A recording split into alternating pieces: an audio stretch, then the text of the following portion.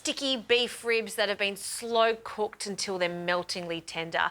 I love this recipe because there's minimal ingredients, maximum result. And I'm going to serve these in tacos because I just think they taste so good served that way. So into a large casserole pan that has a lid, or you can do this in a baking dish. You'll just need a lot of foil and baking paper to cover it up. I've added some onion, so I've just roughly chopped an onion. To that, I'm going to add some coriander roots and stalks. Loads of flavour in the coriander roots and stalks. I love to garnish this with coriander. So we're going to just chop it all the way up to the leaves and keep that for later on. So we'll just sprinkle that over the top. We'll pop that into the pan and then we'll add our beef ribs. Now these are meaty beef ribs. You can see that the bone is still attached. So we're just going to arrange them around the onions. And I've got 5 because it fits perfectly, but you could get 6. And if you're doing it for a big group of people, why not do 2 trays worth? As long as they're in one single layer, just like that. Now for our delicious sticky sauce. Some soy sauce, agave, and I like this combo because you've got salty, really sweet, and then to give this some extra meatiness and some earthiness, I'm using some dark ale. So we'll pour that dark ale in and we'll give that a mix. You can use any style of beer that you like, but I want this to be deep and dark, and this is how I get the flavour. Okay, pour that over the ribs. Just be careful not to splash everywhere. And because it's not covering completely, and I also do need to dilute it because there's quite a lot of concentrated flavours there, I'll add about 500 mils of beef stock. You could use chicken stock too if you like, or even just water really works for this dish. Essentially, we want it to completely cover our ribs. So for extra assurance, some baking paper, give that a scrunch. That just makes it much more pliable. That can just sit on top. Cover that with a lid, and like I said, if you're using a baking dish, you'd add 2 sheets of foil. This now goes into the oven, cooking long and slow, so 160 degrees for about 2.5 to 3 hours, or until the meat pulls away from the bone very easily.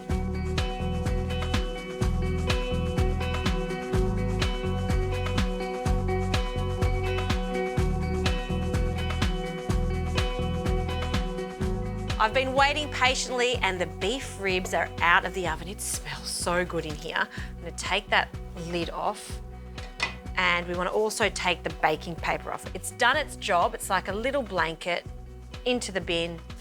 And what we want to do is take these beef ribs out. Now I'm going to be shredding this up, so it doesn't matter if it breaks up, but I just want to show you how beautiful this is. See how that just falls apart? Oh, that is what we're after. So let's place this into a bowl, because all of this liquid is just so tasty. And because we do have that sticky agave in there, it will go thick and glossy. So you need about 15 minutes or so just to really reduce this so it does go into that saucy consistency. So meat out, and we'll pop that to the side. And then we'll turn this heat on to a high heat and just let that bubble away. So you want to reduce that by about half. In the meantime, we can prepare a few of the garnishes that go with these tacos. First of all, we're going to pickle some onions. So this is just 1 Spanish onion. I've finely sliced that, and I don't like the rawness of it, so I really want to break it down and make it slightly sweet, a little bit vinegary. So in with some white vinegar and a really good pinch of salt, and then use your fingers to really get in there and break down the onion. So within that 15 minutes, it's going to lightly pickle these onions, which is what I'm after. You can already see the colour changing in here. So we'll pop them to the side. I also want something creamy and zingy, so avocado.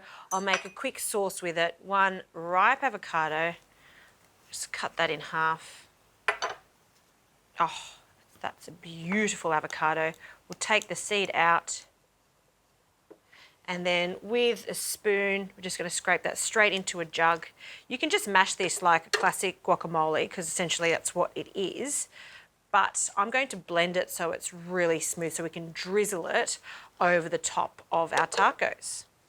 A little heat, so just one chili. I've got a green chili here. I've got a long one, so it's hot, but it's not too hot. If you want it hotter, use bird's eye chili, and you can use red ones too if you like. Next, the lime. So I'm going to use the zest and the juice. So I'll just zest that straight into the jug, almost all of it. And I'll add the juice of the whole lime too. So I want to squeeze that. Oh, that's a lovely juicy lime. I like a good hit of lime for this. Think about those beef ribs. They're fatty, they're rich. We want to cut through that. I'm going to use my stick blender just to blend this until it's really smooth.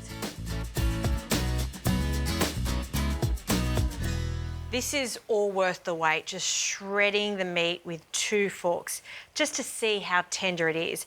Now I've removed the bones and any excess fat, you want to get rid of that too, just so we've got that gorgeous meat. And look how much meat we've got here. And the sauce has reduced. It's reduced so much, you can see how thick it is. And what I like to do is just pour this over our meat. And we need few generous tablespoons of it. The rest you can keep for another time if you want. You can even freeze it and it works nicely for another batch of this later on. So fold that sauce through. Oh, it smells so good. See how it's just coating it? You don't want to be swimming in it, just enough to coat everything. So ideally when I've got lots of friends over, that would go to the middle of the table with all the different bits and bobs that go with it. Let's make one up. So beautiful flour corn tortillas. Whenever I'm heating up my tortillas, I want it onto a flat pan that's on a medium heat. You don't want to be too hot and you don't need oil. And they just take a moment. Now, what I suggest if you're doing a big batch of tortillas, just popping them into a tea towel and they'll stay warm for a longer period of time. See, I can feel they're ready, they're pliable. Perfect. Turn the heat off and let's make up one of these. So to start with, we will add some of our delicious meat, spoonful of that on the base. And don't forget, you can change up the different toppings. Some cabbage would be delicious. Even a corn salsa works nicely with this. Whatever you like, it's your taco. Next is a generous dollop of our avocado cream that can just sit on top, and these pickled onions, a few little thin slices over the top. I love that pop of purple.